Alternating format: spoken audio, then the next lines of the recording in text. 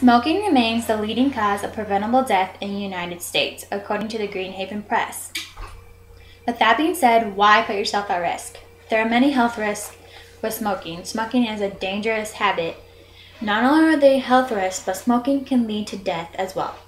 Today, people are killing themselves by smoking, even when smoking is banned in some public places. So why not quit and help yourself have a better life? Today I'm going to be talking about the health risks, the current public place ban in some states, and ways that can help you quit smoking. First, let's talk more into depth about the health risks that smoking will lead to.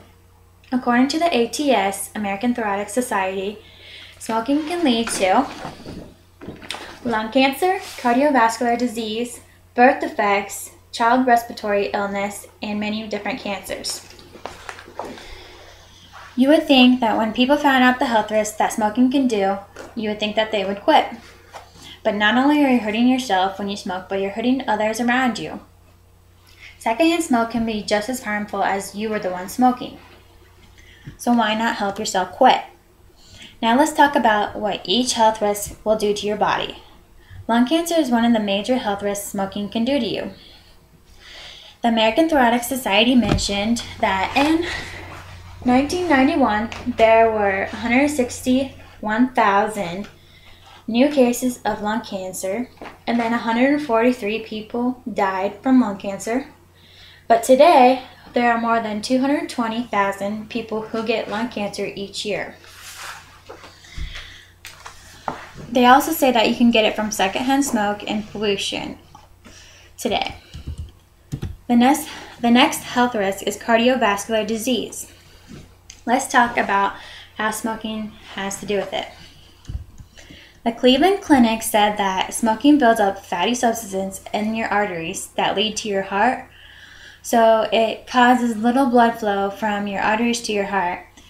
So you're not going to have enough blood flow to keep breathing and stay alive.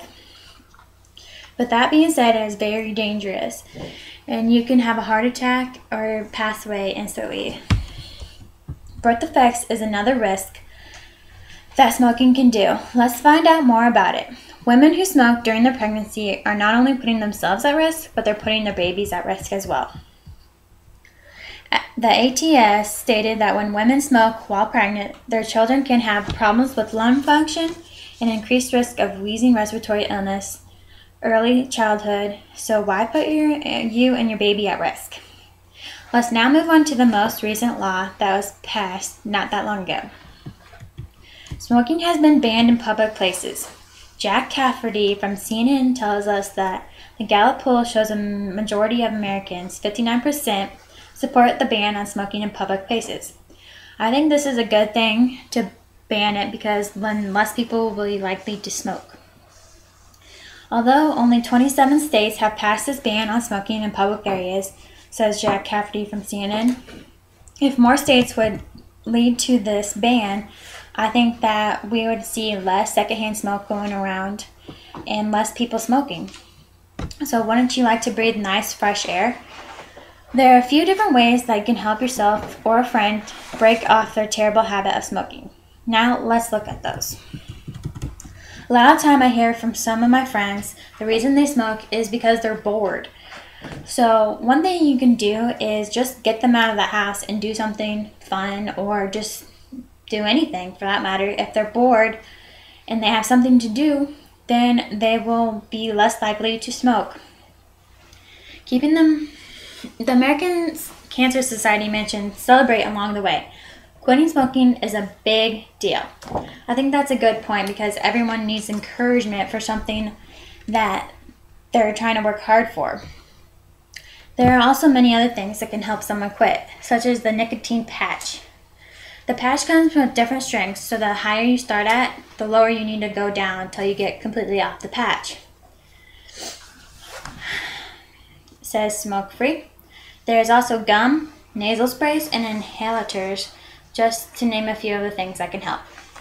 The gum is for someone who usually smokes more than 20 cigarettes a day, according to the Smoke Free website.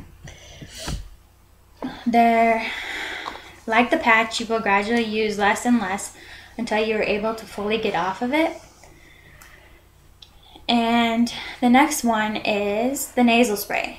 That's just like any allergy spray or anything.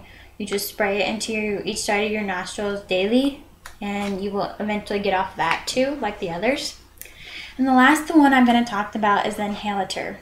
The inhalator is just like a cigarette, but it's plastic, and when you breathe it, it just gives off a vapor of nicotine.